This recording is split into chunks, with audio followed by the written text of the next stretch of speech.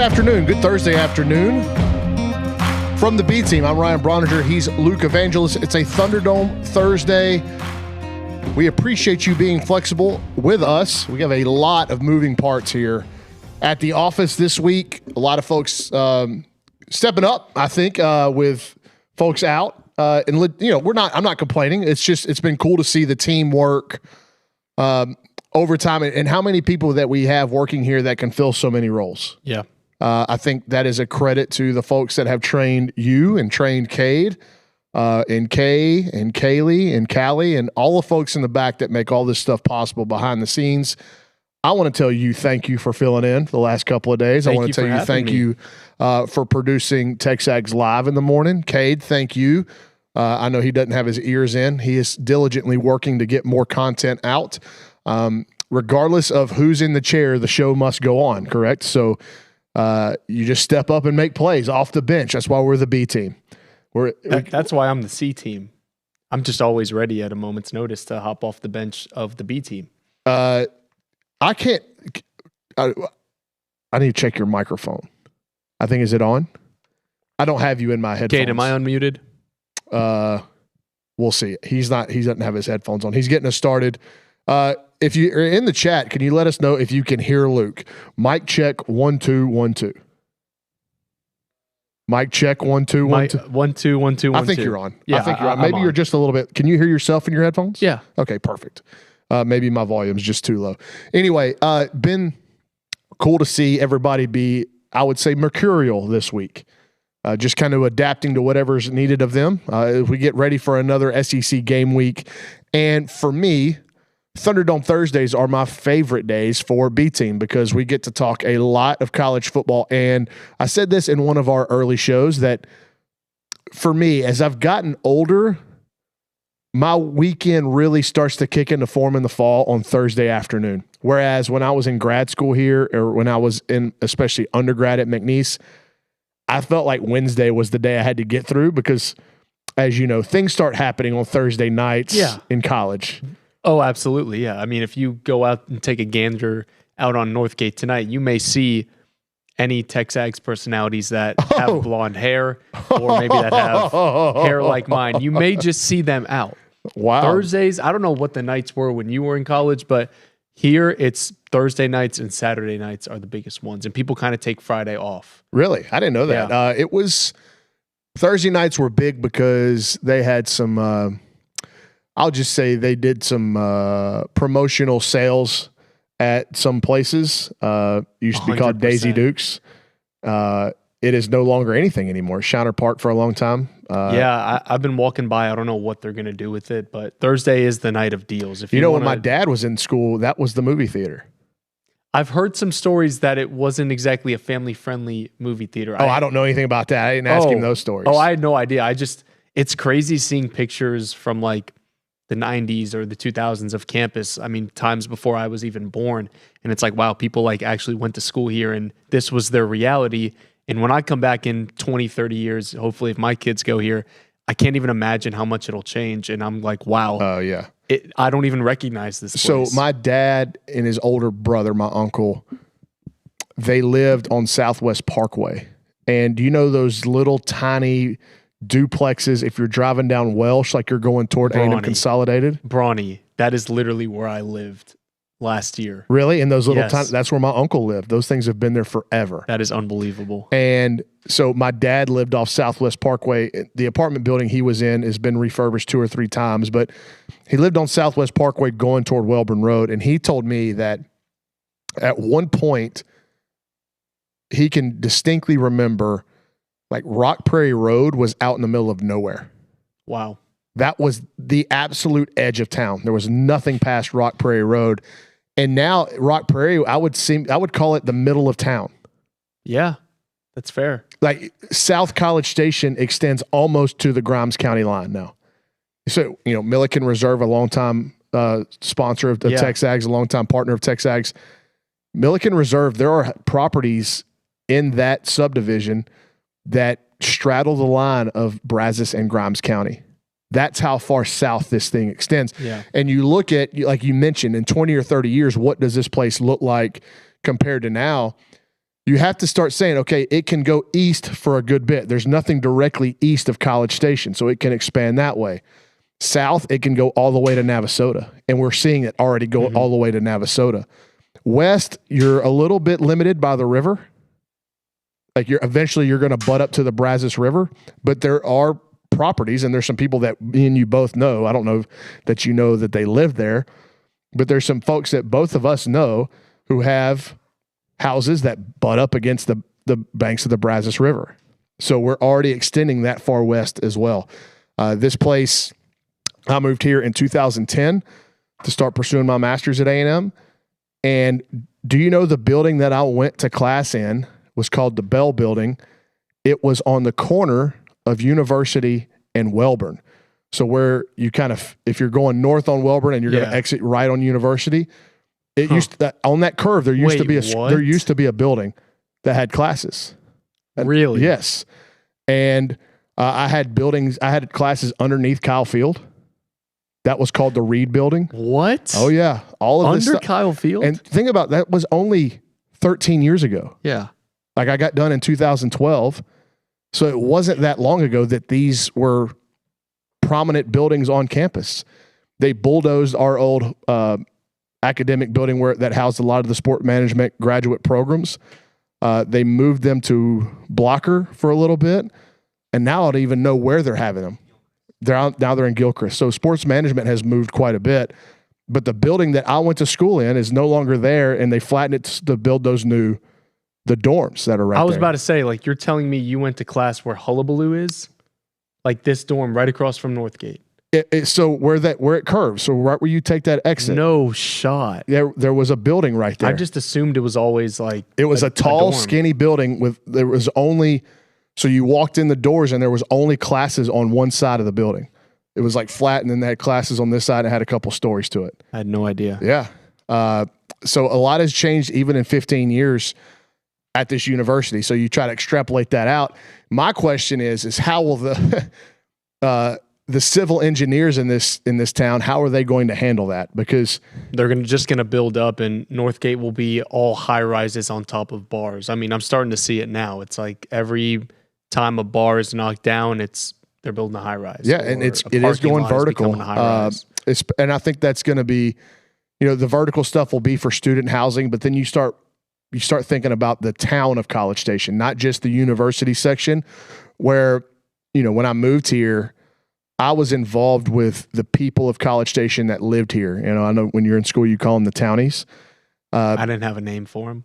That's what a lot of A&M students call people that live in College Station townies, or at least they used to. But I got involved with the people in town. And so I think that's what drew me to staying in College Station, was the people that I was involved with in the town through 12 baseball. And that group of townies, I guess, is the population has grown, because I still think there is a lot of kids. You go to A&M and you love College Station, you spend 4 years here, and then you want to get out. Like you go to Houston, Dallas, San Antonio, Austin. That still happens for the majority. But what I'm seeing is more and more kids going, hey, this is actually not a bad place to live and raise a family, especially not a bad place to raise a family. Yeah. It's quiet. It's well-to-do. People treat you right. Like there's not a lot of drama going on. Crime's low. It's a great place to raise a family.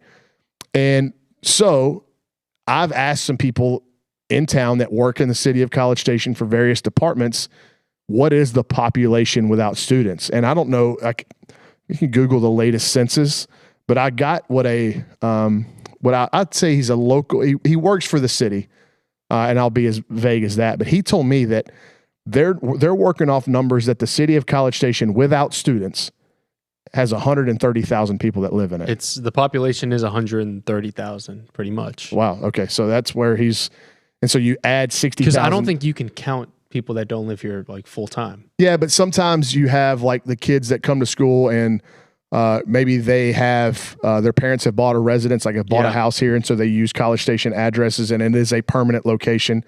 So you're going to have a few of those, but that's super interesting to me. And at some point, with the way this town is growing, there's going to be a third high school built. Yeah.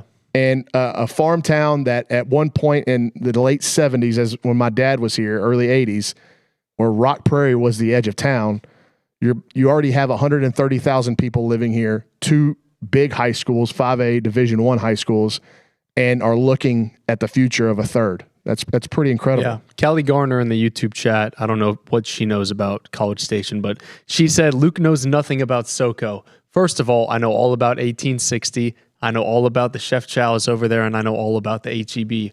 I'm Hold very on, is well that what they're versed. calling South College Station, is SoCo? Yeah, apparently. I know. I'm well versed in what goes on down there. She's up for calling it SoCo. I've dog sat for David Nuno. I know SoCo. But you know what? That like leads me to believe that more college age kids are staying around because people my age wouldn't call it SoCo. Yeah, I've got friends South College who Station. grew up here, and like I know people from Consol. I know people from College Station High School. Like I've got friends that I mean, I grew up in Dallas, and to me going to SMU was never really a possibility. I wanted to get not as far away from my parents, but like have some space and be in an entertaining college town. And it's admirable for people that want to stay and like actually enjoy it. You can have a very comfortable existence here away from the university. And some people want to stay post-grad. Some people want attention as much as possible. So they,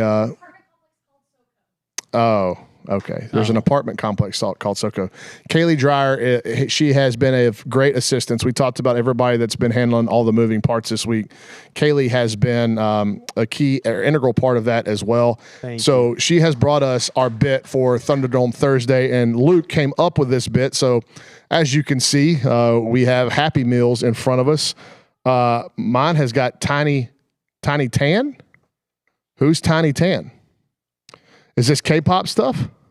No idea. They look like it could be. It could be some K-pop stuff on the McDonald's Happy Meal currently. So we've got Luke a burger. came up with a bit, and so I will let him describe. No. He's already cheated. Sorry, I was hungry. You're always hungry. Okay, explain the bit. Here's the bit. So in the past, we've done food challenges where it was how much you could eat. I'm not gonna lie, Buppy's catering filled like. I was full. I'm full. You just said you were hungry. Yeah, but like I'm full. I shouldn't eat more, but I could eat more. How many plates did you have? Because you can hover. I had one big plate. The ranch mashed potatoes, unbelievable. I didn't want to eat a lot, but I wanted to eat, and so I was like, instead of how much can we eat, how fast can we eat it? So it's not even. Is it a speed contest? It's not, but it's a how many bites will it take to eat an entire Happy Meal? So what we were trying to do is consume these Happy Meals at the end of the show in the least number of bites. And what I'm going to do as the host of the show and the elder statesman here is I'm going to have you go first to set the bar. So this is like college football overtime. I want to play defense first, so I know how much I have to score. We're going to get into it later in the show. Okay, yeah. But I'm just telling you, you're going first. Yeah, of course. And as you know, on this Thunderdome Thursday, we pick a lot of games, and we're going to get into that. But one of the topics that I had on my rundown for today, and Luke and Cade, I know Cade is still busy working on getting an Ask Lucci edited, but you guys were both helping out with that. And so I got you the rundown a little bit later today, or a little bit closer to the start of the show. And so I don't know if you've gotten a chance to look at it. So one of the things that I have as the topics that I wanted to go over was sparked by a conversation that Olin Buchanan and I had during the Go Hour this morning on TexAgs Live. We started debating college football resumes. And it seems like because everybody's played 4 or 5 games, we kind of know stuff. I don't know how much definitive information that we have about team XYZ, but you can hold certain teams to certain standards and feel really good about it. When you apply those same standards to other teams, you're like, well, do I really believe that? And what got us going on this topic is the Vanderbilt Commodores, and we're going to pick their game here in a little bit. But the premise that I was making, or the point that I was making, I should say, is that Vanderbilt should be currently ranked ahead of Penn State and Texas. Do you agree with that? Agreed. Okay, do you agree with that?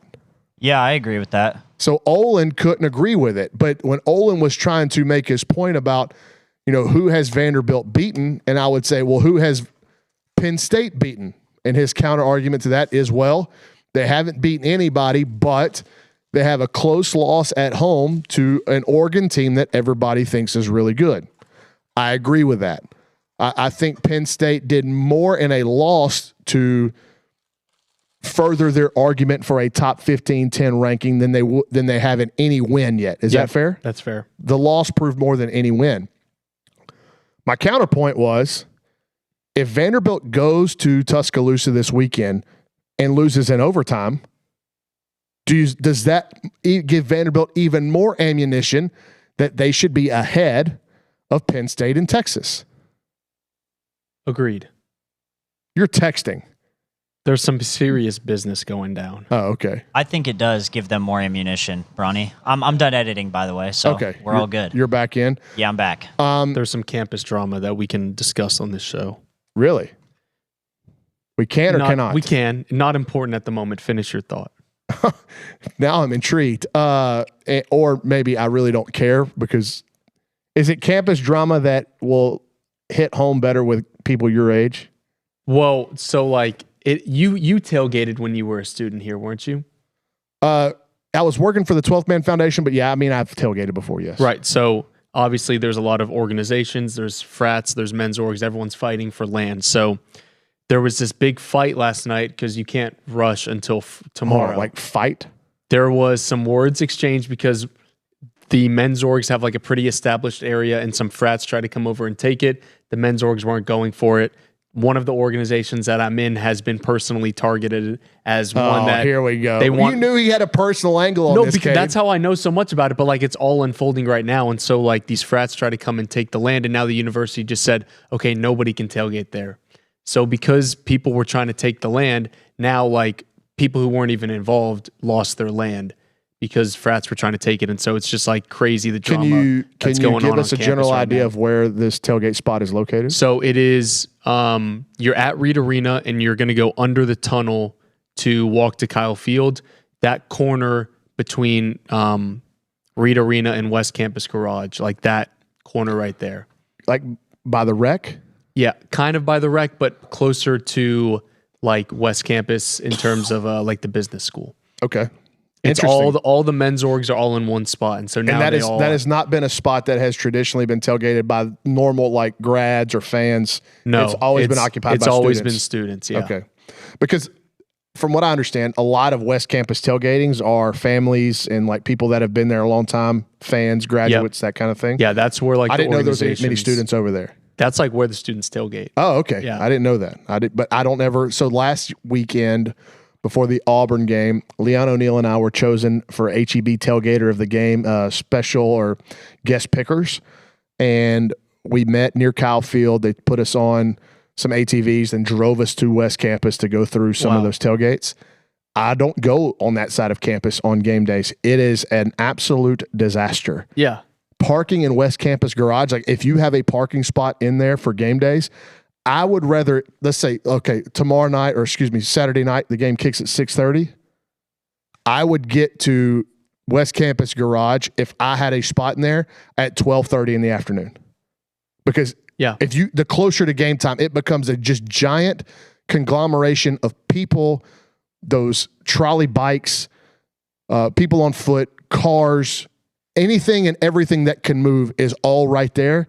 And people were waiting, it seemed like 30 or 40 minutes just to get into the parking garage. Yeah. It's a disaster. So if you're parking in West Campus Garage for a game, show up 6 hours early and figure out the rest of your day because you don't want to be sitting in all that. I tell you what, parking in West Campus Garage as a student has become, I mean, I haven't done it in a year, but when my classes were on campus, if you weren't there an hour before your class, you probably were not going to get a spot. There were times of the day where there was not a single open spot, like open areas. Normally there's whole levels open. You would have to search up every row, up and down every row to find a spot. It was like actually a game of chance if you showed up to class with anything less, or showed up to campus with anything less than an hour until your class. It's ridiculous how many students go here now and they haven't gotten ahead on the parking situation. Well, and I'd be interested to see how your tailgating adventures now work out because Yeah, we'll see what happens. I mean, I can't even go to the tailgates because I'm doing the tailgate show here and then working, but I was able to go last week, and maybe that was the last tailgate ever for all these thousands of students. fault. Yeah. Luke shows up and we don't get to do it anymore. It was so good with me they just had to close it down. Anyway, so back to the top. How did we get on that? Oh, because you were texting the whole time. We're talking about Vanderbilt, Penn State, Texas, and again, we're huge fans of Josh Pate on this show. I think he does a really nice job of separating ratings and rankings. Ratings-wise, I would have Vanderbilt behind Penn State and Texas. But rankings-wise, like rankings to me is what you've done on the field. Yeah. So to me, Vanderbilt has done more on the field than Penn State or Texas. Now, some of that can change this weekend. And we can get a little bit more definitive as our data set grows and as our examples of good, bad teams, decent teams grows. But I had so much fun with Olin this morning because we just kept kind of talking, not talking in a circle, but for whatever opinion you have about college football right now, because there's just not a ton of data points, you can talk around it. I think this week there is no more running for some teams that haven't played a conference game yet. There is no more running for teams that had a weak non-conference strength of schedule. It's October. Like some teams have gone an entire month without a Power 5 win. This is the week to me where we're going to have a lot of questions answered on maybe some teams we don't know a lot about yet. I still got questions on, is Florida State real or not? I don't think losing to Miami makes them fraudulent, but if they go beat Miami, okay, that Alabama team. That's two good wins. That Alabama team just might be a lot better than people think, and that Florida State loss for them may not be as bad as people think, because I still don't think this is such a huge loss to Virginia. Game. Yeah, I don't think the loss to Virginia was a bad loss. I think Virginia is better than people were talking about. They might be. Virginia has a horrific loss. Right. To NC State. Correct. That's not a horrific loss. Come on, dude. NC State stinks. But let's be so for real. And like, there are teams that they could lose to that it would be much worse than that. But what I mean is, I don't think losing on the road to Virginia is as bad of a loss as people are making it out to be. We're going to talk about the Wahoos here in a little bit, but there's legitimately, I could see 4 more losses on their schedule, Virginia. Right. I don't think they're very good. And let's check on NC I think State. Losing on the road to Virginia. Okay, in fairness, they did just lose to Virginia Tech, but. Hold on. NC State lost to Virginia Tech? I looked it up before you. Yes. That's horrific. But on the day that they played them, that is not a horrific loss. They played them. It was NC State was home for their game against Virginia as well. But they lost to a headless horseman. We are going to like the nth degree. I don't care what happened when this team played this team, played this team. The point being is Virginia is like not as bad as people are making them out to be. That would be like going to Auburn and losing on the road at Auburn. Like there is no shame in losing to I don't know that I can compare or on the road at Virginia. Okay, how about this? Better one for you. Tennessee, if they were to have lost at Mississippi State last week, that is not a bad loss. So Arizona State, not a bad loss at Mississippi State. No, because Mississippi State it's out of conference too. Not a high-profile team in their conference, but they're also not a dumpster fire. Like, that is a team with legitimate talent. Virginia has legitimate talent. They have a quarterback. I don't know why we've just forgotten that Chandler Morris exists. Chandler Morris has had his best year as a collegiate player so far. So maybe Auburn wasn't a good example, but it is an away environment against a capable opponent. Nobody would hold Mississippi State, hold Tennessee at the end of the season for losing on the road to Mississippi State, just as I don't think people should hold Florida State for losing to Virginia Tech to Virginia. Virginia can score. I would like to read off their point totals from this season. Their lowest point total was in the loss to NC State. They only scored 31. In their other games, they scored 48, 55, 48, and 46. Do you care to read off those opponents? Coastal Carolina, William and Mary? Really? Wow. Stanford and Florida State. Okay, Stanford. Stanford, decent. come on. My point being, it's not even really about Virginia. It's more about Florida State, that I think we're going to learn a lot about them and just how good the depth of the ACC is. And I just think that what I learn about Miami and Florida State will tell me what I need to know about, is Virginia really that good and capable of knocking off teams? Maybe they beat Louisville this week. And then how good is Alabama? Because if Alabama has made a significant adjustments from that week 1 loss and they look even better, maybe people thought they were this week 1 and they've gone to this. What if they were really this and now they're up here? So let me ask you this. If Alabama beats Vanderbilt by 6 points. Yeah, that's going to tell me what I need to know. Is it going to tell you more about Alabama or more about Vanderbilt? I need to see how the game goes, but it's going to tell me that, one, Vanderbilt is a legitimate top 15 opponent and that Alabama is probably on their way to a top 3 finish in the SEC. So that's the question that I'm going to pose in front of Olin Buchanan in the morning as we start picking these games. I just want to know, based off how he's described it, is he put a lot of stock in Penn State taking Oregon to overtime and losing the game. Even though Penn State has no P4 wins. What are you listening to? Mississippi State is wearing maroon pants? Okay. I thought they were going to wear all white. They're wearing white helmet, white jersey, maroon pants. If you are going to give Penn State credit for the loss against Oregon with no P4 wins, then I think you should hold Vanderbilt to the same standard if they play Alabama close. Because Olin said that is a mark for Penn State, is that they played Oregon close. Well, right now, Vanderbilt's got 2 P4 wins over Virginia Tech, who we just talked about. They beat NC State, and they smashed South Carolina in Columbia. Not elite wins, but smashing South Carolina in Columbia at night against Lenore Sellers. Regardless of the health of... Well, they knocked him out. Yeah, that's what I mean, is like, that is still not a tough place to win the way South Carolina plays defense and special teams. Like, that is a quality win.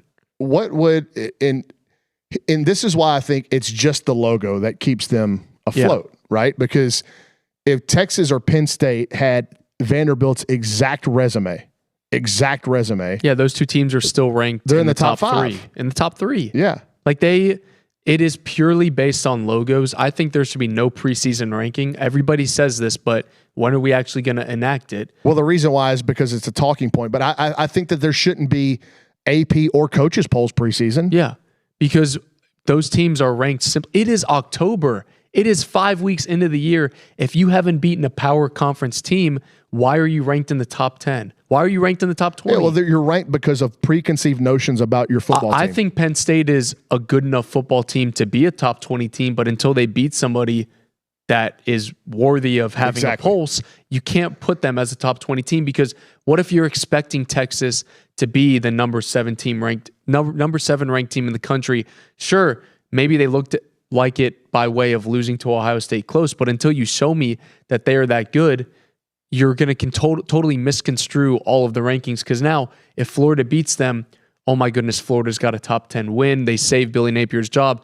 Well, what if Texas was just never really that good to begin with? What if Arch was really never that good to begin with? And now Florida, their hopes are up for no reason. Yeah, we're going to break down all of these games, but to your point, there's a difference between ratings and rankings. If Vanderbilt was playing Penn State this week in Cleveland, Ohio, I would pick Penn State to win. If Vanderbilt were playing Texas this week. Wait, you say if Penn State was playing Oregon? Vanderbilt. Oh, sorry, I misheard that. If Penn State's playing Vanderbilt at a neutral site, yeah.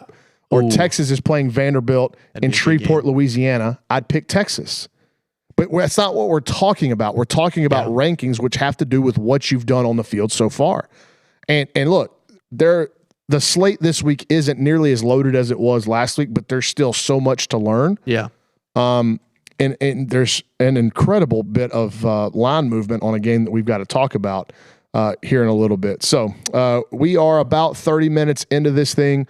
If you are just joining us on this Thunderdome Thursday, we had to move some things around. We have so many just kind of chess pieces being having to be shifted because of got people out this week. And and we also got content to be filmed here in the studio here in a little bit. We've got NIL interviews tonight. So we appreciate you hanging with us on the time change. Also, if you're just joining us on this Thunderdome Thursday, Luke came up with the bit. These are Happy Meals. We are going to try to see who can eat them in the least amount of bites here in a little bit. But you think we should do that before picks? Because I'm starting to get hungry. Like my mouth is watering.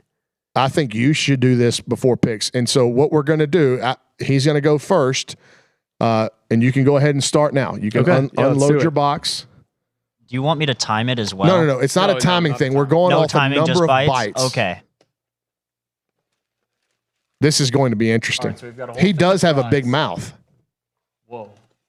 Okay, so why are they gross behind you, Kate? I've asked my Twitter friends. They're disgusting. Hold on, time out. They're disgusting. That line of girls behind you, and they know what I'm talking about. They're gross. And their behavior over the last 24 hours has been substandard, I would say. Oh, goodness. All right, so I've asked people on Twitter how many bites they think I'm going to do this in. And here are the responses. 4, 6, Kay said 12, 5, 6, 7, 5. So it sounds like the average is probably 5 to 6. I haven't even looked at this. Like, it's not a big cheeseburger. I'm telling you. You could do these fries in one. I think, like, it's going to be less than 4 bites. Like, truly. Let's start it. Okay, I'm going to start talking about these games as he's unloading this food into his gullet. Cade, can you keep track of the bites? Or I guess we can both try to keep track because... Yeah, we can watch him. Dude, there's more. You could have gone the whole thing. You got embarrassed because they were laughing in the back. Now it's... Dude, if you spit it out, it doesn't count. If you spit it out, you're disqualified. If you spit that out, you're disqualified. Oh, my word. He looked like a snake, unhinged his jaw. Have you done this before? I don't know. Kate, should we be letting him stack it, like pack it in his mouth, stack and pack? Well, I feel like that's like, it gives him a better chance if we're letting him do it like this. Oh, the sounds he's making. Don't make me laugh. What? Has anybody ever seen you do this before? Because I'm starting to sweat. I'm getting uncomfortable. Brauny, don't make me laugh. I'm like going to choke and die if you make me laugh. I'm not the one that cackled as soon as you put it into your mouth. But I did just eat 75% of that burger in one bite. All right, here's bite 2. Get ready for it. I don't know if I like this. Kate, shot. Chat, can you hear the sounds he's making? Because if so, we'll mute. I put the mic far enough away.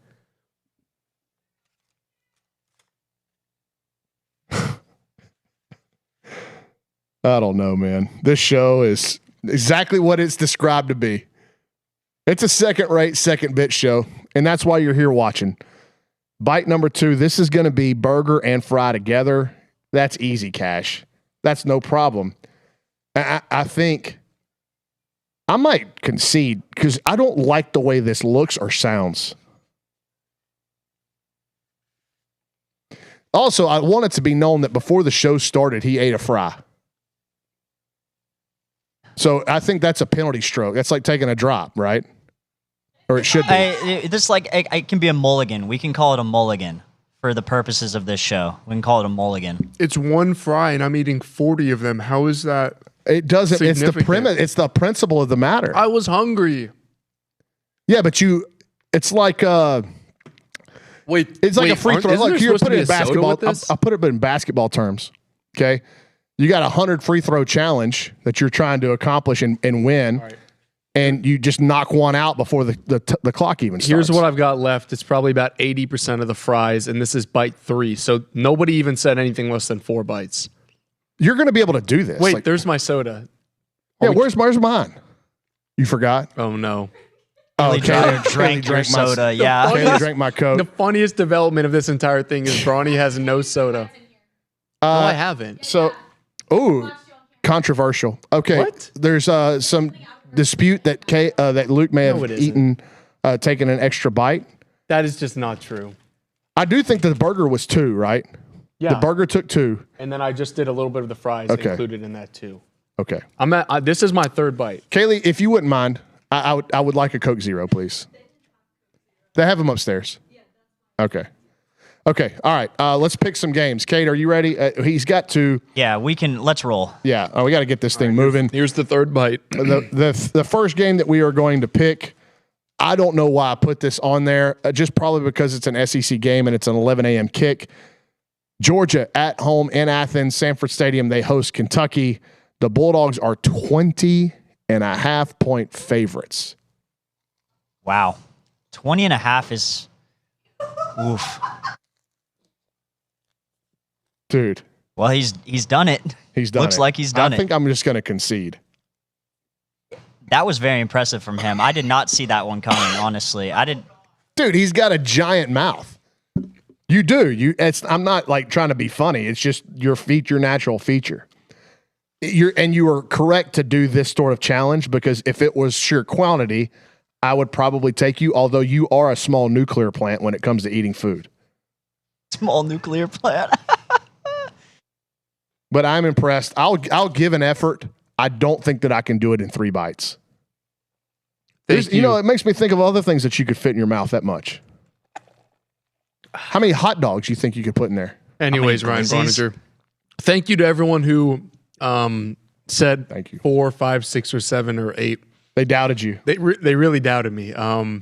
Honestly, I didn't think I was going to be able to do it in 3, but it's one of your greater accomplishments. Congratulations. I'm putting that up there right behind David Nuno eating an entire cake. Which Olin Buchanan, again, said, not that big of a deal. Olin swears he can do it in 35 minutes. No, there's just no way. 35 minutes? He said he'd do it for $100 a minute. $100 a minute? So 35 minutes, $3,500 a minute? He swears he can do it. He said that, honestly, he kind of scoffed at them letting David eat at that thing for 2 hours. Now, what I am scared of is that if Olin does this or even attempts this challenge, the repercussions for everybody else in the office, for Olin with a sugar buzz and what's going to come out of that toxic mouth. I know one thing's for sure. He has to do this after he's off air. You can't let Olin eat through an entire cake and then put a camera and a microphone on him. There's no telling what he's going to say. Secondly, the nap that man will take after eating an entire cake would be legendary. It'd be one of those naps. You ever wake up from a nap and you're like, I don't know when I went to sleep or what day it is or what time it is. Yeah, I honestly, I had one of those last week. I don't get to go home before 6, maybe like once a week I will, or not counting Fridays. But when I do, I will take as much time as in melatonin as I need to just pass out at like 4 p.m. Hold on, what'd you call it? Melatonin. And what? Like time. Like I'll take as much time as I need. I thought you were trying to say thiamine, which is the other element with melatonin that helps you sleep. I'm about to tell you were pronouncing it. Do you nap in your bed or you nap on the couch? I can fall asleep literally anywhere. The people that work in this office know. You were asleep in the front couch earlier. They have found me on the front couch. They have found me hand down on my desk, asleep like this in a chair, like my sleepiness. If I've had a big meal, like I will be asleep in 30 minutes no matter where I am. Fall asleep on a ladder? I've done that. I was can't way say I've younger. ever done I that. fell asleep on a ladder before. Richard says that if the room is warm, he'll fall asleep, which I have to have the room cold. Wait, hold on. Richard said a warm room makes him sleepy. Interesting, because I like being cold, but like cold room, but with blankets and stuff. Have y'all seen that internet? I don't know if it's a meme, but it's a video, and it was of a guy sleeping. It was a video of a guy sleeping, and he is wrapped up in he's in a hoodie. He's under sleeping bags, and it's got it so cold in the room that when he exhales while he's sleeping, you can see his breath. Oh my God. That's how cold it is in the room. That sounds incredible, honestly. That's the first thing you do whenever you get in. You're staying in a hotel. What's the first thing you do when you get in the room? Crank it. Crank it all the way down. Sorry. No, hold on. We can't say that.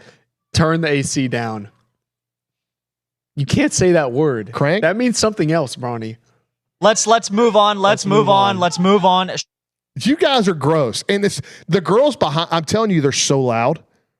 Yeah, you turn the AC all the way down. I want that thing blowing snowflakes. Yeah, I agree. you can't even say anything anymore. I thought They're Olin was demented toxic. minds. Olin. Yeah. No comment on the people in the back. They disgust me. Isn't it time for them to go home? Right. What are they still doing here? Like, do we have content after this or something? Like, can y'all not go home already? Gee, I wonder if we do. All right. So let's get back to picking them, picking these games. Georgia minus 20.5 at home versus Kentucky. That is such a big number for a conference game. And let's not forget the reason. I know now why I put this game on the list to pick, because Mark Stoops was almost the head coach here, and now just 18 months later, not even 18 months later, he is a 20.5 point road dog at Georgia. Well, at least he gets to play Georgia. He wouldn't have gotten to if he was here.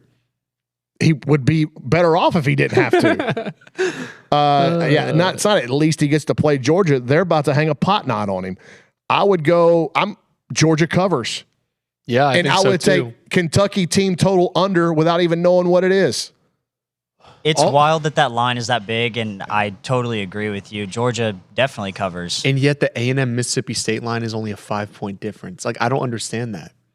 Can you believe that it's at 15.5? It's higher than that, It brother. moved up? It's higher than that. I just checked it before I came down here, and that's one of the things we were going to talk about. But as you know, Luke, you threw it out there, so I'm just going to say it. ESPN Bet at 3:00, right before I walked downstairs, had this at 16.5. What is going on right now? Somebody must know that those kids from Mississippi State aren't playing. But can't you get in trouble for like putting dishonest probabilities on like a kid's injury report? Like, isn't it if you say he's probable or he's questionable, like they have people enforcing that he actually is? That's on the university side, but I don't like these Vegas people. They have insiders. You don't think ESPN has insiders that will help their lines move? I just can't unless it's. But that tells me a lot of money was coming in on A&M, right? Yeah, unless it's literally Brennan Thompson, the starting tackle, and their starting safety are out. That can be the only explanation. But if any of those players play, this thing needs to be like 10 or 11. I thought opening at 9.5. Do they think that they're really that much worse away from Starkville? Is that what it is? That's one thing, is that they haven't played outside the state of Mississippi from yet. There? They haven't left the state of Mississippi yet. Yeah, I just don't get it. And we are 16.5 is huge. And listen, I listened to the Barstool Pick'em show, Unnecessary Roughness, the Barstool College Football show, Josh Pate, all these people. I was listening to another podcast, College Football Nerds, all these people that pick games every week. Southeastern 16, every one of them, Mississippi State covers.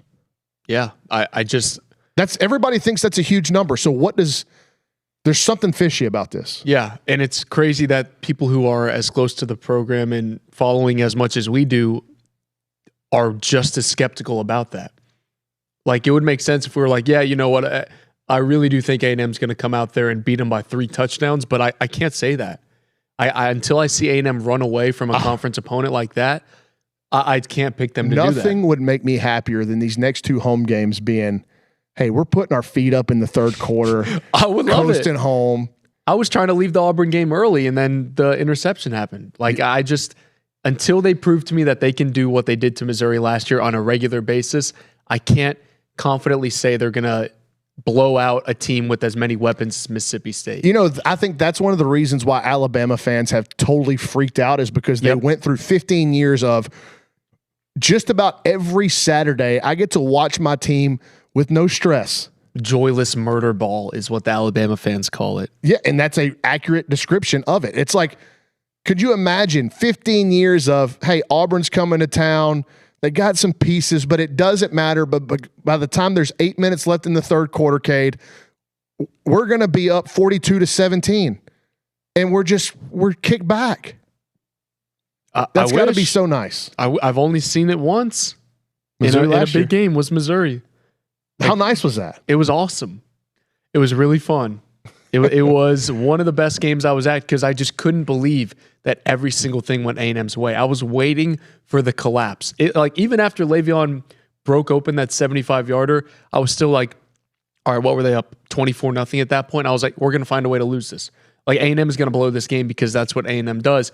And it didn't take until probably the fourth quarter that I was able to be like, maybe they are just going to blow out Missouri. But I can't believe that. That never happens for A&M. They have never been the team that runs away from teams. It's always one or two scores. Oh, before I saw the penalty flag on the Mario Craver touchdown catch against Auburn, I was like, all right, fine, it's over. Like, as soon as he caught the ball, it's 20-3. This thing's done. Yeah. And, of course, there's the penalty flag. A couple plays later, Auburn scoring a touchdown, and it's 13-10, and you're sitting there going, I can't get rid of this feeling. Like, I can't get relaxed and comfortable that A&M is going to win the game. And all this team did, like they did against Notre Dame, is they march down the field, they get points, and then they get a stop. Like, so they're walking up to that line to blow it and lose the game, and they're making the plays in the opposite direction. Yeah, which is probably what's so encouraging, because Reese Nygren says that I reek of battered Aggie syndrome, and you're absolutely right, I do. And I've only been in Aggie land and rooting for A&M for 5 years. Imagine how some of the people out there who've been doing it for 50 feel. Yeah. So I can't even imagine, but I mean, you're right. They have towed that line, but the difference is they're finally making those winning plays, which is why I may not be confident that they're going to beat Mississippi State by 20, but I have confidence that they'll win the game, because when it comes down to it, in one possession games, I have faith that they will make those winning plays like they didn't against Auburn last year and like they didn't against USC. I believe Mike Elko when he says that this team has learned from their mistakes. They showed me that against Notre Dame, and that has bought at least a year of grace, that if you did it in that environment, I'm going to believe you can do it until you prove me that you can't multiple times in a row. There's going to be at some other point, perhaps multiple other points at the remainder of the season, throughout the remainder of the season, that they're going to have to keep doing that. That's just what this league is. Yeah. On the road in especially Fayetteville, this year. On the road at Baton Rouge, on the road in Columbia, Missouri, on the road in Austin.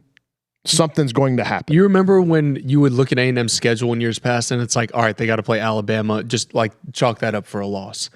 I don't think at this point right now there's a single game on this schedule that's not highly winnable. Like, I would be surprised if any team was ever more than a 60 to 70% favorite to beat A&M. Like, they should be in every single game they play, especially this year in the SEC. I seriously think Georgia and Alabama are the only two teams that if A&M had to go play them on the road, I'd probably be assuming loss. Like Texas, Missouri, LSU, I don't think A&M fans should be assuming a loss on those teams. Ole Miss, I'd probably lean loss, but it's not. I wouldn't feel as confidently if I was an Ole Miss fan compared to if I was a Georgia fan or an Alabama fan and I had to play A&M. All right, we have gotten distracted every time we start trying to pick games. Well, Ag Engineer in the chat has been saying some stuff in the premium chat. He said money line is minus 750 for A&M and plus 475 for Mississippi State. So those numbers are going in opposite directions as well. Yeah. So there's something going on. 750. Find me an NFL game next week with minus 750. You would be hard pressed unless the Bengals are playing somebody good. The Bengals? We got to start picking games. Yeah. We've gotten distracted. Okay, I'm on Georgia minus 20.5. You are on. I'm also on Georgia. Georgia. Everybody's on Georgia. Cade, can you quickly pull up the over under for that one, or see if you can get Kentucky team total? That's really all I care about. Do we think it's single digit? I bet it's 13.5. And I like go Seth under. McGowan. I like people who's going to play quarterback. Wait, did something happen with Calzada? Because I saw they were playing their other quarterback. I don't want any Zach slander, so let's just say they're playing two quarterbacks. Okay, that's okay. Well, I like their running back. Obviously, he played at Kyle Field last year. I don't agree with throwing the football. I think it's from like West Mesquite or Mesquite Horn, one of those. Unless Georgia's family section is right on the hedges, I don't see Seth McGowan throwing a football at anybody this week, but I do love the way he runs, and I have been all over him on Prize Picks this week. So, but I just think that's their only offensive weapon. Cade, were you able to find anything? Yeah, everything seems to be in like the 14 to Ooh. 20 range. Ooh, no. They ain't getting to less 20. than that. Yeah, I think all day. 14 is the most reliable number. team that I total seem to under find. 14 Yeah, for Kentucky. yeah. I would take that They'll too. score a touchdown, but that's it. All right, the next game, very interesting line here. This is a team that I think we have had split opinions on. Cade, I know you were high on the Iowa State Cyclones. They go on the road to Cincinnati this week, and Cincinnati, unranked Cincinnati, is favored by 1.5. So it's basically a pick 'em on the road for Iowa State. I trust my eyes. They tell me Nebraska stinks. And if Cincinnati couldn't even beat Nebraska and Dylan Raiola, I don't think they're going to beat Rocco Becht and Iowa State. I trust my eyes. I have not been impressed at any point with Iowa State. I'm taking Cincinnati. We can agree to disagree. I think that neither of these teams are fantastic, but I think that Iowa State is better than Cincinnati, so I'm going to go with them. Thank you. In terms of quarterback matchup, you start looking at the numbers. Sorsby's had a better year than Rocco Becht. Yeah, but Sorsby's also so hit or miss that I'm counting on him to have another massive turnover play like he's been having, and it's just I trust Iowa State and Matt Campbell more. You know, Cincinnati's home games, they wear all black at their home. Nippert, yeah. I think that's a cool look. Never been to a game there. It doesn't look like it's super big, but I like the aesthetic of watching a game at Cincinnati on TV. There is nothing more satisfying than turning on a Big Ten game because they do this more than I think. I think every single Big Ten school is like everybody wears the exact same color at every single game. And here, I mean, you can pan across an A&M crowd, but you're going to see white, gray, black, brown, khaki, but you never really see everyone wearing all one color unless it's a blackout or if they ever decided to do a whiteout. But what are the cores? Are they doing blackout this week?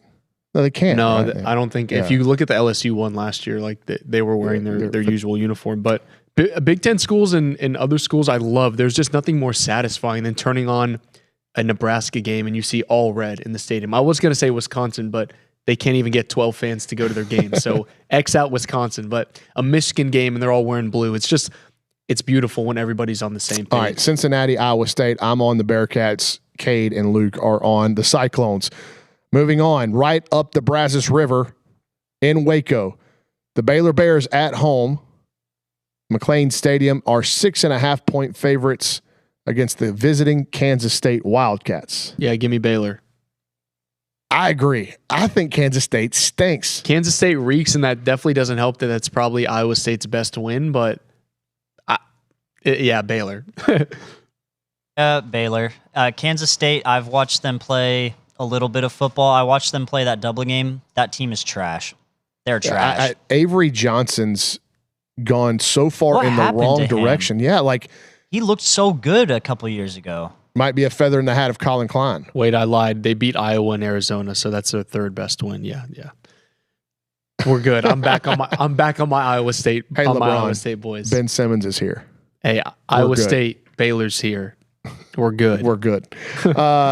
So everybody on the Bears, don't let us down. Dave Aranda and Sawyer Robertson. I love me and some Sawyer Robertson. Matthew Dawson. And Michael Trigg. It's funny how we haven't heard Baylor Bears come out of Matthew Dawson's mouth since week 1. Yeah, he got shoved in a locker by Hugh Freeze and Jackson Arnold. Yeah, he did. And he's still in that locker. that dude, watch Pick 'em and Rip 'em, shameless plug, but let's hope Matthew turns it around because our viewers are collectively blowing him out of the water. We've got people winning like 500 to 1,000 on the regular, just putting him in a locker every week. Hey, whatever Dawson picks, I pick the other side. Yeah. On TexAgs Pick'em, if you would have faded Olin Buchanan, you'd be 16-8 on the season. That's real money. Yeah. That's real money. And I think that trend was true last year too. Like I think he had an abysmal year last year too. All right, moving on. In the Swamp, Florida hosting Texas. The Longhorns, as the visitors, are favored by 6.5. Cade, I'm going to ask you to do a little bit more homework. I need the over-under on this one. I should have written it down because this is going to be, I got to imagine it's around 40, 41. Yeah, I think this is probably, but then again, I can't say this confidently, but this is probably two of the best defenses in the SEC. But have they played an offense that is electric yet. I think Miami's offense is pretty good. You're right. So I know that about Florida, but I don't know that about Texas yet. Yeah, Now, Ohio State, they played Texas's defense at home, and then they went on the road and played at Washington. That's kind of a weird spot. They didn't even put up 30. And it was late. Like they had a late score to make it 24-6. Yeah, I don't know. Did you find that number, Cade? Did find the number. That number is 41.5. Yeah, it's so low. I mean, that's 20-21. I just feel like this is a 20-17 game. I think if you're giving me 6.5 points, I have to take Florida. But I don't think I can't see a team scoring 20 on either of these. Both of these offenses look horrible in their own right, and you pair them against a defense that has looked pretty good. I can't see either of these teams cracking 20. I think there's going to be some field goals attempted. I know that over-under is low. I would actually take the under, but I'm going to take Texas in the under. I think they can win a 20-7 game, a 20-10 game, even 23-24-10. You still hit the Texas cover and the under by a little bit. I've watched, and I could be the same thing. Had I grown up in the state of Louisiana and covered Louisiana high school football like I do Texas, I might have this same opinion about Arch Manning. I've just seen so much of DJ Lagway, and he looks nothing like the guy that he was coming out of Willis. I think there's something wrong. I hope I'm incorrect. I hope he's fully healthy. I've been adamant about my. You said it in the preseason. I've been adamant about the way I feel about DJ Lagway. Like he is I think he is a real player. He's an incredible kid, supremely talented. Just something's off there. And again, I hope I'm wrong, but I'm going to take Texas to cover and the under. That's fair. I mean, I've got a lot of questions about if both quarterbacks are hurt. And I think they're both in a similar situation. It's just I may just have to give the edge to Florida because it is the swamp. That might just be worth a couple points. And then also Florida is going to knock somebody off when their back is against the wall. They did it last year. They beat a ranked Ole Miss, essentially kept them out of the playoffs. They beat LSU. I just feel like they're going to knock off somebody on their schedule. The key for A&M is you can't let it be you, but also I think they've got a better chance to beat Texas at home than going on the road and beating A&M. But maybe this isn't even – maybe Billy Napier never gets that job-saving collection of wins. It's just too late for him, and losing to A&M and Texas will make him 1-5, and they're just going to fire him before he has the chance to make it click. Yeah, I think even at 4 losses, I think he's gone. So you think they fire him before before the A&M game? I think the decision's been made. I think it is too, but I think he would have to win out. They're looking for a chance to just go ahead and punt him during the season. I think they were waiting on Game 5 for them to play Game 5, so the roster doesn't completely disintegrate. That is a good point. And if they lose to Texas on Saturday, I could see them making that announcement on Monday. I don't know who would be the interim. I don't know their staff that well, but I don't think that they're going to give Billy Napier the opportunity to save his job again. Interesting. I was thinking they would at least give him until their bye week, like their next bye week. I think it's in a couple weeks. Cade, what are you on here? I'm on Texas to cover. I just think that the important difference between their schedules is that Florida had their cupcake first game and they looked really good, and then it's looked incredibly tragic since then. Texas had their hard game 1, and they've gotten to at least try to get some semblance of the offense clicking since then.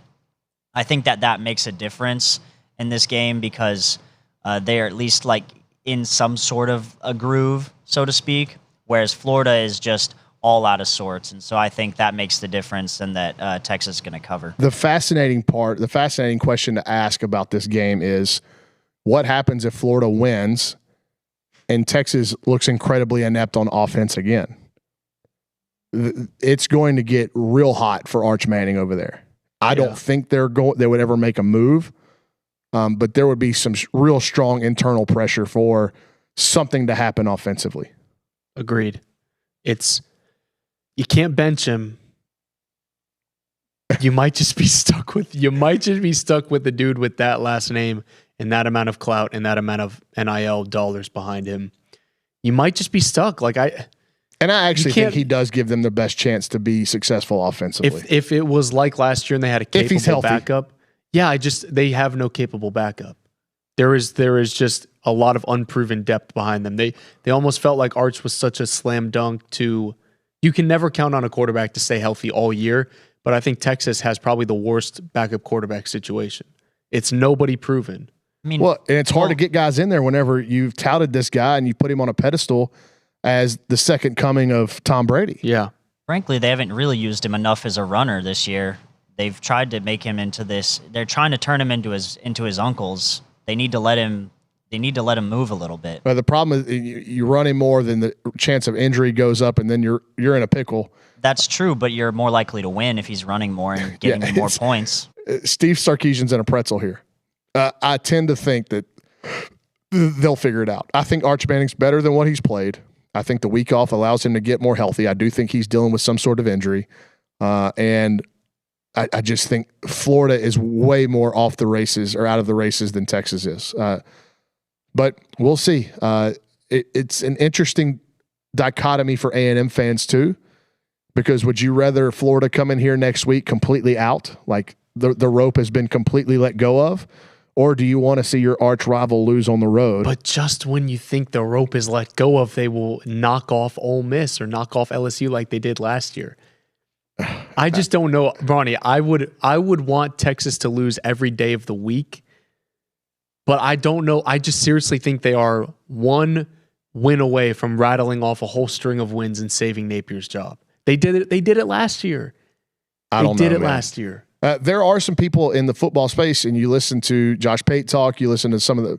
I talked to a professional scout in Utah that thought that Florida had an extremely impressive roster. I thought so too. I was drinking the Kool-Aid that they were a top 5 team in terms of talent in the SEC, and I was very quickly proven wrong. All right, moving on. So I am on Texas, Cade's on Texas, and you are on Florida. Yep. All right, next game. Alabama at home, Bryant-Denny Stadium. The Crimson Tide are 10.5-point favorites over the visiting Vanderbilt Commodores. Vanderbilt quarterback Diego Pavia being mentored by Johnny Manziel this week as an attempt to slay the dragon twice. I said it earlier this week. The worst thing that happened to Vanderbilt's chances of pulling off this upset was Vanderbilt pulling off the upset last year. Right. The best weapon is the element of surprise. They had that last year. Now, if they go in there and they go toe-to-toe with Bama being squarely focused and not overlooking this game, I will change my tune on Vanderbilt. They have been one of these stories for me this college football season so far that can all change or be even more enhanced on Saturday in Bryant-Denny. Because I love the underdog and you're giving me 10.5 points, I'll take the Commodores. I have a lot of thoughts on how good I think Alabama is and how good I think they've looked since the Florida State loss. But Vanderbilt has looked just as impressive relative to the competition they've played. And if you think Alabama's up for this game, I promise you Vanderbilt is too. Like, this is their Super Bowl. For Alabama, they're just trying to get their lick back. For Vanderbilt, this is everything to them. I just feel like I cannot bet against Diego Pavia and that team. Yeah, when I'm watching this game and it's in the second half, I want to be pulling for Diego Pavia. Yeah. And that's going into my pick. I will say this. I think Alabama can kill them with explosives. Yep. Because this Bama receiving core and an efficient Ty Simpson under Ryan Grubb, it's starting to look a little bit like Washington and Michael Penix. Yep. I worry about that element. But if Bama can just keep them in front and make them drive down the field, they'll at least stay in the game, because what does Bama do offensively? They try to grind it out 4 yards. We're going to huddle. Yeah. We're going to try to run for 4 yards again. And they can limit the possession. So I definitely worry about Bama hitting those big explosives. But again, if I'm laying a bet on this, and I wouldn't put a huge number on this because I don't like this line. Yeah. But if I were betting my money and I was having to watch this game with my money on the line, I want to be pulling for Diego Pavia late. I don't want to be pulling against him. I just feel like Bama had fits with Castellanos and a running quarterback in week 1. To me, this is their opportunity to prove that they have solved those issues.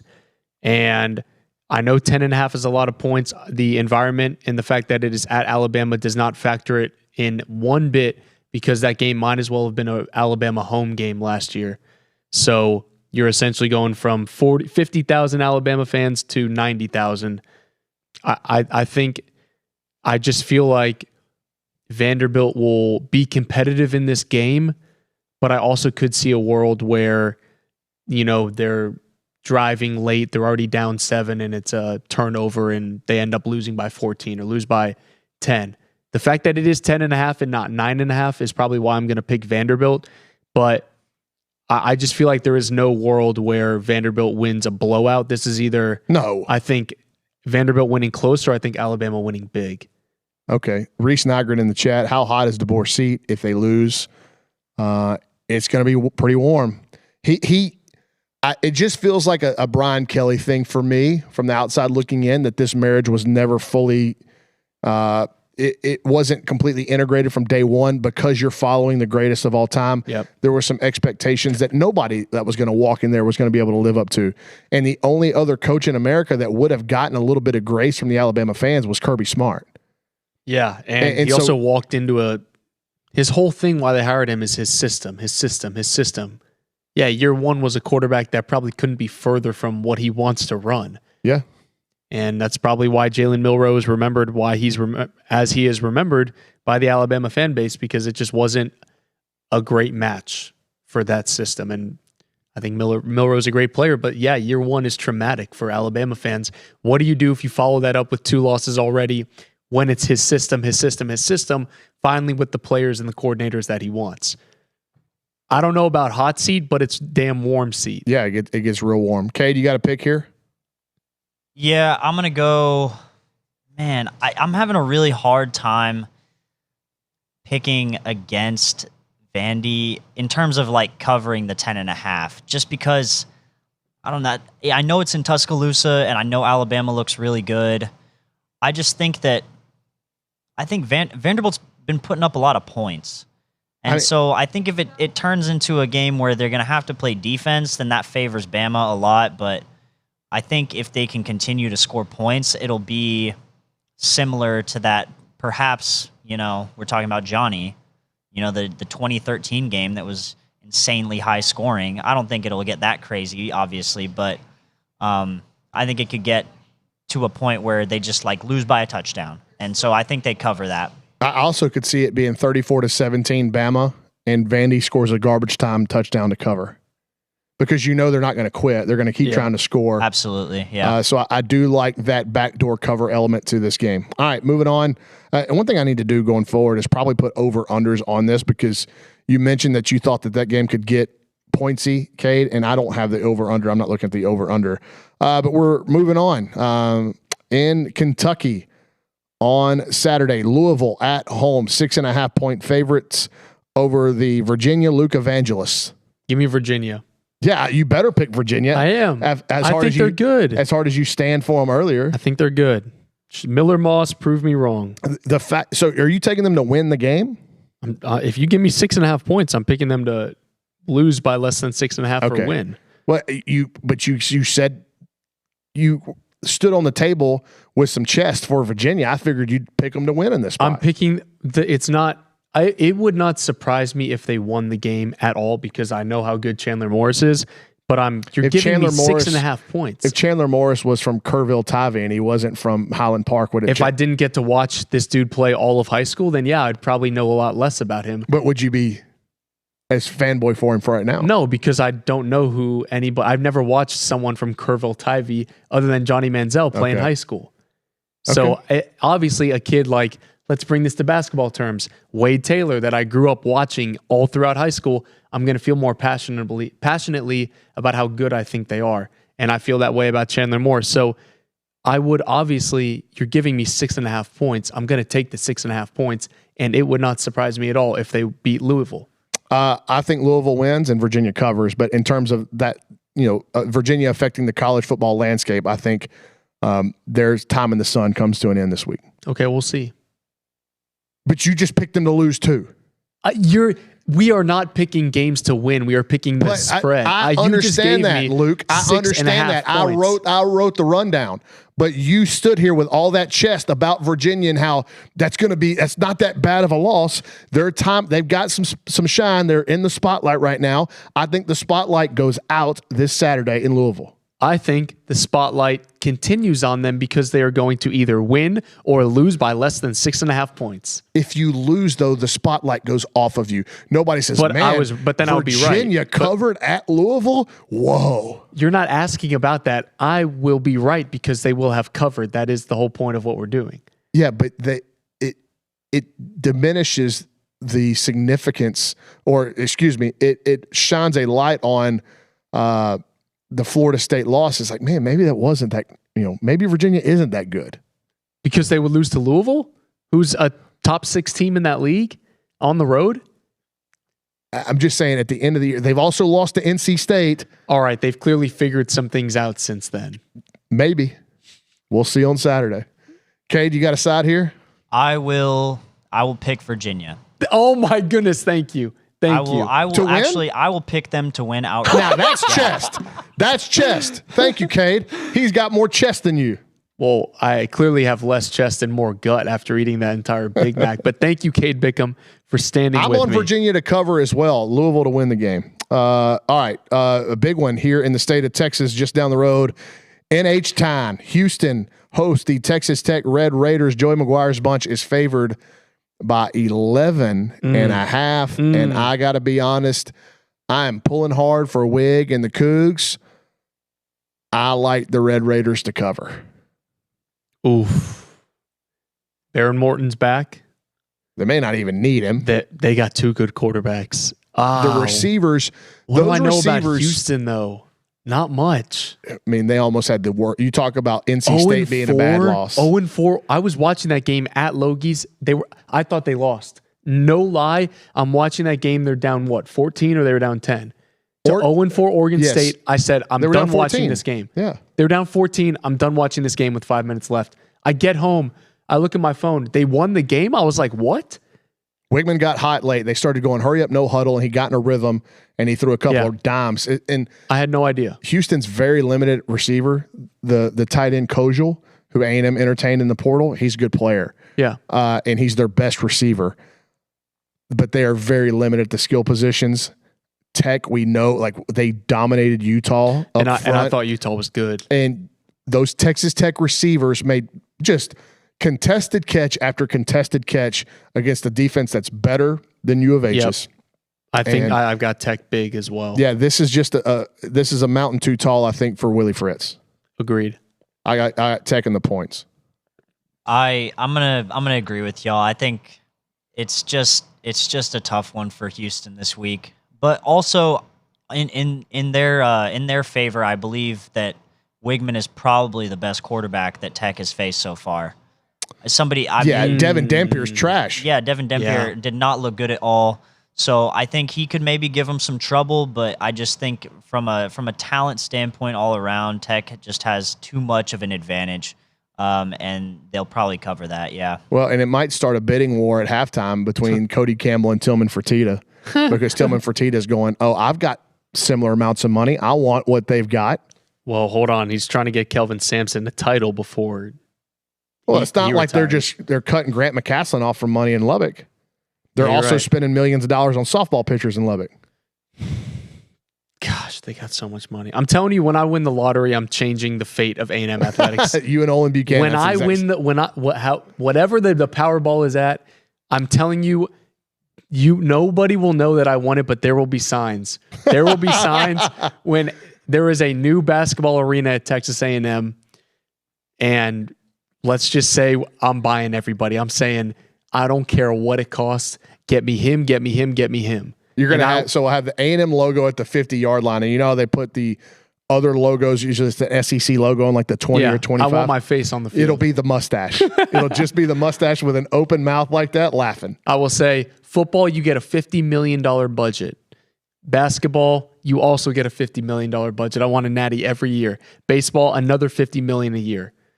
And then what I'm going to do is I'm going to go take all my money that's left over, and I'm going to invest it on over win totals and future bets for national championships and just Mattress Mac print money every single year betting on A&M to win the national championship, because I will have invested all my money into building national championship level rosters. We just need some super chats. Get you started. Yes, if somebody could super chat me $100 billion, you will save Texas A&M athletics. Yeah, well, if it's super chatted on this show, I'll split it with you right down the middle, 70-20. Perfect. Don't worry about that other 10%. All right, next game. By the way, you mentioned Oregon State, Houston. I was watching that. Oregon State is hilariously bad. Yeah. Some of the stuff that they were doing, I didn't even realize that Malik Murphy was their quarterback. Watch him play. Watch Malik Murphy play. It's an adventure. Funny. He literally looks like he is. I can't get up and describe his stance, but his stance under center is so funny. It's like it's like all tilted. You might as back. well just get up and do it in the middle of the stage there, honestly.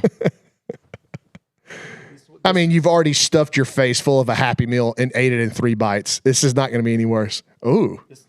He's got a flat back like that? It's like a yoga pose. Yeah. Can we make that the poster? Either that or him. Screenshot it. Yeah, it's a very funny stance. I was like, wait, well, dude, that's Malik Murphy. Wait, why is he standing like that? It almost looks like he's playing Battleship whenever he goes back to throw. Like he's just like C6 and hucks it, right? And he just kind of waits to see if he hits somebody's Battleship on the other side.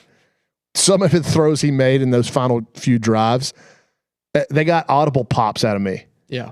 I was going, what did he just do? And my wife said, because I was watching it in bed, it was late. She's like, what are you watching? I'm like, this guy is throwing the football wherever he wants on the field, whether there's a receiver there or not. No, he's a very funny individual. I cannot believe that dude was.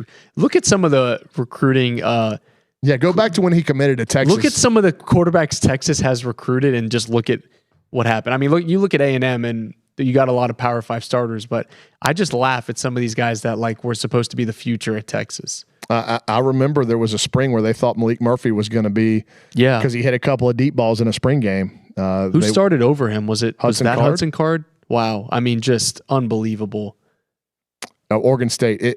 If you are into, not even, I guess, Pac-12 after dark. It's going to be a new look Pac-12. But if you're into West, Pac-12, baby, Mountain West after dark.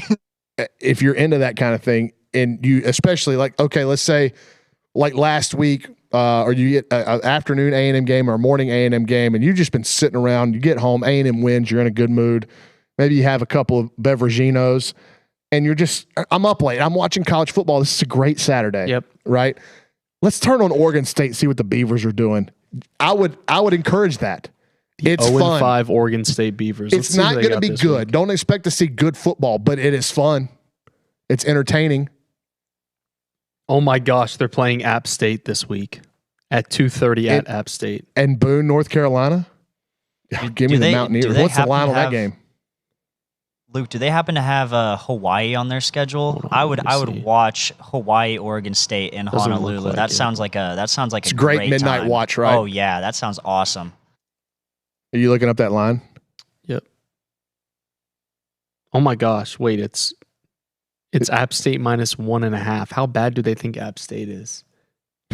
Favored by 1.5 at home. Oregon State going completely across the country. Goodness. How the mighty have fallen. I want the Mountaineers in that game. Game of the year on November 8th. Game of the year. Sam Houston at Oregon State. Yeah, that's not even college game day. That's just college lame day. Very good, Luke. Thank you. Very good. Final game here on the Pick'em. We're going to give an A&M Mississippi State prediction. Florida State, Miami? Yeah, we're going to do Florida State, Miami. We don't ever pick against the spread for the A&M game. We just do score predictions. Yeah. We'll talk spread and I'll break it down tomorrow on TexAgs Live. Florida State versus Miami, the Hurricanes. The latest line that I had, now I know it started higher this week, but before I came downstairs, Miami's favored by 3.5 points in Tallahassee. I said going into last week that my eyes told me that Oregon was the best team in the country and that Miami was second. If I believe that, then I got to roll with the Canes here. I think they win and cover. Yeah, Miami with a defense is a really scary thought. I just feel like Miami might have the two best players in this game. And Carson I do Beck think, and Ruben Bain. yeah, Mesidor's pretty dang good. They got some receivers, CJ Daniels, but I just feel like Miami is so old and veteran that I really do trust Carson Beck in this system. And I think they're going to go on the road and win, but I still think Florida State is squarely in this thing. I worry that Miami hasn't seen anything like a Gus Malzahn offense, but we might have already seen the ceiling for it in week 1 against Alabama. I agree. I think we have seen the ceiling for Castellanos. And look, that's who he was at Boston College. Like, he was good for a couple flash plays here and there. He just had all of his flash plays in one game against Alabama, but he was really, really inconsistent. And I wonder what you're going to get from him against another really good team. The reason can he fool them twice? The reason why I worry about 3.5 is because so many times this game and this series has come down to a field goal. Wide right 2, wide left. It's always in a field goal. And let's not just overlook the fact that Mario Cristobal can turn into James Franklin at times, just straight into a pumpkin in the middle of a game. Yep, he almost blew that Notre Dame game. Yeah, so like he can make some boneheaded decisions, especially late, to get this thing within the number. What's going on with you? Nothing. I'm like, you're sweating. Oh yeah, you started imitating. Are you gonna eat your thing? We're like kind of coming down on it. I conceded. I'll try, but give me Miami and Miami to cover. Do you want me to take over and discuss this next game as you go for it? Did you make a pick? Did Cade make a pick? Yeah, Miami. Miami. But the Mario Cristobal point is an excellent one, and that does make me a little bit worried. Yeah. Especially because 3.5, like, that's such an easy backdoor cover on, like, at the end. So we'll see, but I'll take Miami. Brauny's going fries first. If we want to ISO cam on Brauny now, he's going fries first. And this is impressive. He has balled them up into a fist, and I even think there might be room for more in that first bite. He took that down easy. Oh my. You could have eaten. You're going to get 2. You're going to eat that burger in one bite. Throw that thing on the burger. Well, yeah, you can't just pop it in your mouth. No, you can't. No. Oh my goodness gracious. Moving on to the Mississippi State A&M game, the battle of the maroon and white. That is actually the black and white versus the maroon and white. Remember, we're not picking against the spread. Yeah, we're not picking against the spread. Here's my thoughts on this game as I give you time to chew and digest and hypothesize and theorize on how you're going to fold this burger to get it in 2 bites, because I really do think you can do it after what you just did to those fries. Here, did we get a toy? Yeah, there's a toy. I got this guy named, and of course I just dropped him. His name is RM, and he's like some throwback edition Tiny Tan. Here's my thoughts on this game. We've decided on this was K-pop, correct? Yeah, I think it's K-pop. Can A&M slow down Bothwell? Fluff. Will there be fluffing or will there be stuffing? Oh my goodness, wait. Fluff me, baby. To quote David Nuno. What does A&M playing against Tempo look like? There are a couple major injuries on that defense, with Scooby being questionable. Bryce is questionable, but the way Billy was making it sound, it may be another week or 2 before goodness gracious. Ladies and gentlemen, Ryan Brauninger is going to eat that in one bite. I don't know that yet. It looks like it. Oh my God, he just folded up the burger in a taco, smushed the buns together, and just ate that whole thing in 2 bites. To all the people on Twitter who were saying I couldn't even do it in 6 or 7 bites, combined, we just comboed that for 5 bites. That is unbelievable, Brauny. My thoughts on this game are A&M's offense might just be a little bit too explosive for a Mississippi State defense going on the road in that environment. Mario Craver playing against his old team. What kind of motivation does that give him? What kind of motivation does that give his former teammates? I feel like this is going to be a high-scoring game, I don't think it's going to be the 16-10 that we saw against Auburn, but I also don't think it's going to be the 41-40 that we saw against Notre Dame. My score prediction is going to be 31-21. A&M wins, but doesn't cover. I think that line is outrageous. Clearly, somebody in Vegas knows more than I do. And the only way I would truly feel confident in saying A&M wins by more than 2 touchdowns is if Brennan Thompson, their offensive lineman Reese, and their starting safety are not playing. I do not think all 3 of those players will be out. It sounds like 1 or 2 of them will be, and for that reason, I think A&M wins by 10, 31-21. Okay, go ahead. I'll just say I think that the main factor, like Luke said, is going to be the defense. So it's basically going to come down to whose defense can stop more explosive plays. And throughout and through 4 weeks, A&M's or through 4 games, I should say, A&M's defense has been kind of bend don't break to a certain extent, at least in some of the games, and that was the case late against Notre Dame as well, other than the touchdown drive late. But I think that I'll go 34-21. I think it's going to be, they're going to get close to that line, which is somehow at 16.5 now. I think they'll get close to it, but I trust A&M's defense to get 2 to 3 more stops than Mississippi State's defense. I like A&M in the high 30s.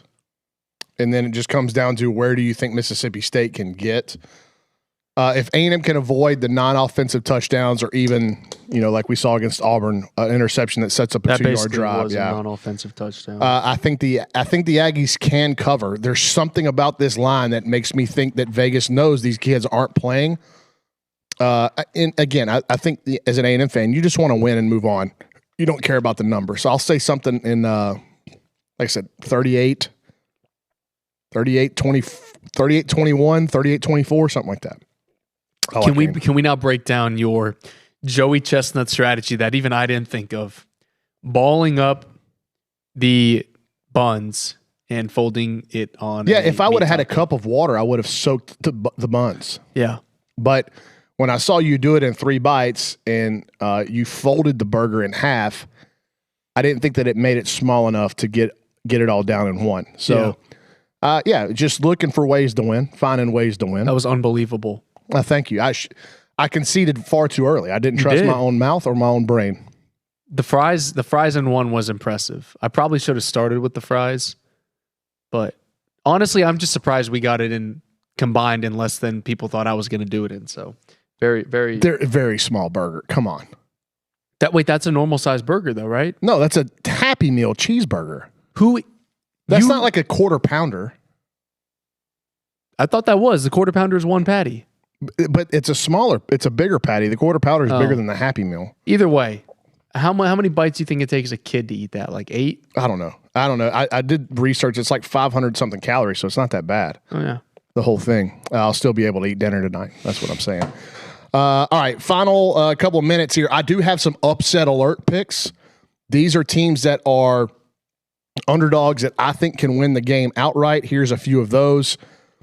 Wyoming plus 3.5 at home versus UNLV. Laramie's not an easy place to go, even for those teams out west. I know Dan Mullen's actually done a nice job at UNLV this year. Arkansas State's going to get somebody at home, and they get Texas State in Jonesboro. Texas State is favored by 13.5, huge number. I just feel like they got robbed. They should have beaten Iowa State. We've talked about that on this show. Arkansas State was the better team. They got jobbed by the officials. They're going to get somebody up there. I kind of hope it isn't Texas State because I'd like to see the Bobcats go to 10, 11 wins, which I think they can do. But for the sake of upset alert this week, I might sprinkle a little something on Arkansas State as a 13.5 point dog. I like Maryland plus 6.5 at home against Washington. I think that's, Washington coming off an emotional loss, going all the way across the country. Maryland's undefeated. I don't think they're super talented, but the travel I think is a big thing here. I like the Terrapins at home over Washington. And then out west, one of Matthew Dawson's favorite up-and-coming coaches, Jason Eck, and the New Mexico Lobos, they are 2.5-point dogs at San Jose State. I thought that New Mexico played Michigan tougher than San Jose State played Texas. And if I'm looking for underdogs that can win games, I like the Lobos right there. Here's my underdog that I think can win the game outright. Virginia. But you won't go there. I'll go there. Oh, look at him flip-flopping now. See, at least Cade said it with chest whenever we went through the game. Anyway, I appreciate you filling in, I like your Cade. Wyoming pick. Laramie does get rocking. Yeah, that's what I'm talking about. Cade knows. He's a Mountain West boy. Rockies. Rocky Mountain Bickham. All right, Cade, thank you for producing the show. Luke, thanks for filling in. My hands are extremely greasy because that's what happens when you eat McDonald's. And we are on a 94.5-hour break on the B team. Tomorrow morning, I'm in the host chair again on TexAgs Live. We'll get you ready for all things Texas A&M and Mississippi State. Thanks for tuning in.